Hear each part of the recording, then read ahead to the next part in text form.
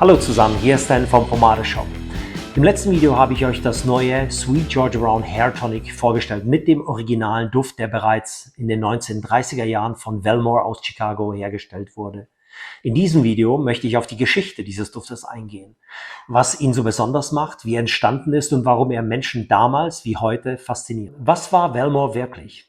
Velmore Products Company wurde 1926 in Chicago gegründet und war keine reine Parfümfirma, sondern ein Hersteller von Kosmetik- und Pflegeprodukten wie Hautcremes, Haarpflege, Parfums, Hautölen, Haarfärbemitteln, Puder und natürlich Pomaden. Aber Düfte spielten bei Velmore eine zentrale Rolle.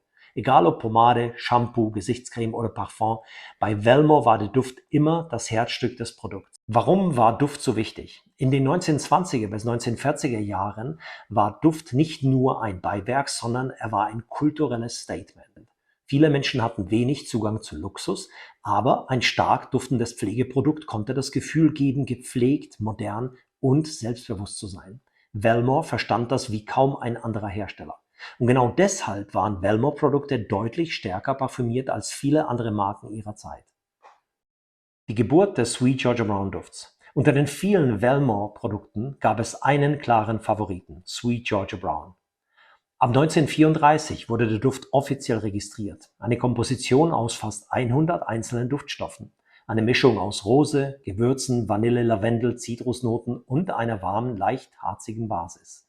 Es war ein Duft, der sofort auffiel. Elegant, warm, blumig. Ein Unisex-Duft, aber gleichzeitig maskulin genug für die damalige Zeit. Und die Kunden liebten ihn. Warum Sweet Georgia Brown der erfolgreichste Duft wurde? Velmore stellte viele Parfums her, aber Sweet Georgia Brown war der beliebteste Duft der gesamten Firma. Er war das Markenzeichen, er war das Wiedererkennungsmerkmal, er war das, was Kunden immer und immer wieder nachkauften. Und als Velmore 1984 an RH Cosmetics aus New York überging, war Sweet Georgia Brown die wichtigste Marke und der Duft das Herzstück der Produktlinie. Heute hatte ich ein schönes Gespräch mit Carsten von Womanizer Pomaden, einer echten Legende der deutschen Pomadeszene, und der erzählte mir, wie er in den 1980er Jahren Sweet Georgia Brown zum ersten Mal erlebte. Und zwar auf Rock'n'Roll-Konzerte. Dort gingen nämlich auch US-Soldaten, die in Deutschland stationiert waren, und hatten Sweet Georgia Brown Pomade im Haar.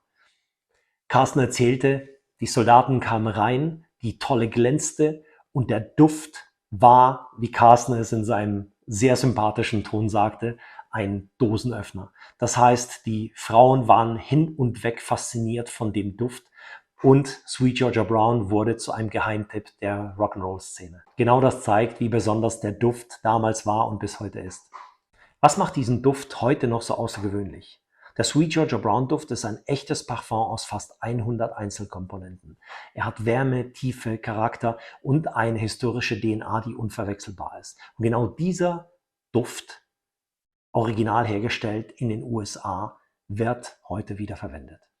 Für mich persönlich war dieser Duft einer der Gründe, warum ich 2008 Pomade Shop gegründet habe. Er ist einer der wichtigsten Düfte der Pomade- und Grooming-Geschichte. Und es ist eine große Ehre und Freude, dass wir heute wieder Produkte herstellen können, die diesem Erbe gerecht werden. Ich hoffe, die kurze Reise in die Duftgeschichte von Velmore und Sweet Georgia Brown hat euch gefallen. Wenn ihr mehr erfahren wollt, abonniert den Kanal. In dem nächsten Video spreche ich über ein weiteres Stück Sweet Georgia Brown Geschichte. Vielen Dank fürs Zuschauen. Bis bald. Euer Stan.